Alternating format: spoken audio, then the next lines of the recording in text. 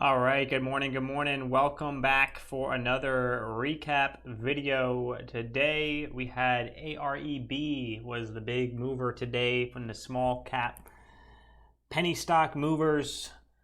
This one right out of the gates, well, pre-market, we did have a little bit of a nice range holding up here. It's up about maybe 30% or so. It was on the gap scanner about maybe 4 or 5 down the gap scanner. And we didn't really get much volume until right at the open. Pre-market was primarily WHLR. This thing ripped from $5 all the way up to $10 to $75. Pretty awesome move. I started to look at this around this area in here and pretty much missed the move there. I was not sitting down this early. Recently, we haven't been getting a lot of runners right at pre-market open, so I kind of just been doing other things when I wake up, meditating, going to the gym, reading some books, doing personal development type stuff in the morning before I sit down and focus on trading. Just because we haven't been having a lot of runners pre-market, so I didn't really feel like I needed to waste my time the past couple of weeks sitting down pre-market to try to trade pre-market. So I've been sitting down around 8:30 or 9. Didn't really see anything around in that time. But then at the open we saw AREB, in which I was able to jump on this for a nice gap and go trade. I was a little bit conservative on trading this. I just felt like we never really got like a nice solid pullback. Here was a decent pullback, but again, it was still a very much an extended pullback. So you're still kind of risking a pullback to the 9 EMA, or the previous open price, which would be, or the previous halt price would be 155. So even if you buy on this first pullback after this nice breakout, you're still risking here 12-15 cents on this candle. So definitely a little bit more of a ballsy trade in this area. You could still go ahead and take a trade like that, especially with the amount of volume that we've been having on these types of stocks. And AREB is a stock similar to what we've been seeing on PALI. Very similar setup here. Nice gap and go. Stock right around $1. We also had VERB, another one right around $1 when this thing ran. Let's see if I can pull this up.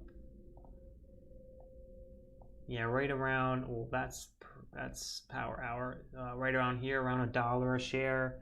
So we've been getting a lot of stocks right around that price range. It's been giving a nice gap and go setup. Another one was an EDBL. These are all very similar setups. Again, another $1 a share stock that decides to rip. This one was the biggest move out of all of them. 140 all the way up to 440. This is an insane move. So you never know how high some of these can go. Well, yeah, AREB is just following the theme of that nice $1 price range stock with a low float as a catalyst on the day. And people are just chewing this up. Traders are jumping on it, pretty much going straight parabolic for about 5 minutes of tradable action, and then consolidates for a good hour or so until we do get that high day retest. And then from there, after this big red candle, this is a huge sign. There's a big massive resistance up in this area, and if we're not able to have any candles closing back over this area above $2, that's a big red flag. That backside is a coming, especially even here just fading all the way back underneath VWAP and not really having a nice bounce for a good while is definitely a sign that shorts are in control on this stock. And we did see that fade for the rest of the day, and shorts I'm sure made out pretty well shorting up in this area around $2. But yeah, AREB, I was able to catch a trade up to the halt level, and then on the resumption, a dip and a nice pop. Trading decent share size. On this one, I was between 1,000 and about 3,000 or 4,000 shares, which is normal share size for me. So I was able to walk away with some decent profits. I gave back a lot. I'm up 125 on the day, which is pretty nice, decent base hit for me. Definitely could have been a bigger day. It definitely could have been a way bigger day if I was a little more dialed in on AREB and ready to get a little bit more aggressive. On here, I did trade this as well, but not that aggressive on this because my last trade was 45 minutes ago, and now I'm thinking I'm green on the day. I want to lock it up, and you don't want to risk giving back a huge chunk at the last minute. So I didn't really go as aggressive in this breakout as I did on this first leg, and especially inherently, the second leg is always a little more riskier than the first leg. So that also does warrant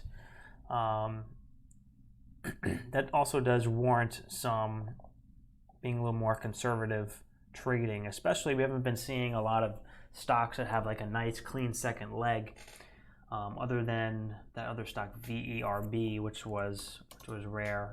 This one, was it this? Yeah, it was this one that had that nice first leg and then that nice second leg. We haven't been seeing that very often, so very hard to bet on that on big size after that first leg. So overall, decent day. There's a lot to improve on. There's a lot of confidence to build. There's a lot of skills to develop. So I'm just going to continue to keep showing up every single day, getting better. That's what it's all about. If you enjoy what you're doing every single day, then it's just about enjoying the process of getting better at your craft, at the skill that you're working on developing, and it's should be very, very fulfilling to be able to learn a skill that can provide value for the rest of your life. So if you guys were red today, don't beat yourself up. It wasn't the easiest day by all means. We had other stocks. GROM, very, very nasty. GROM, very nasty. SWIN.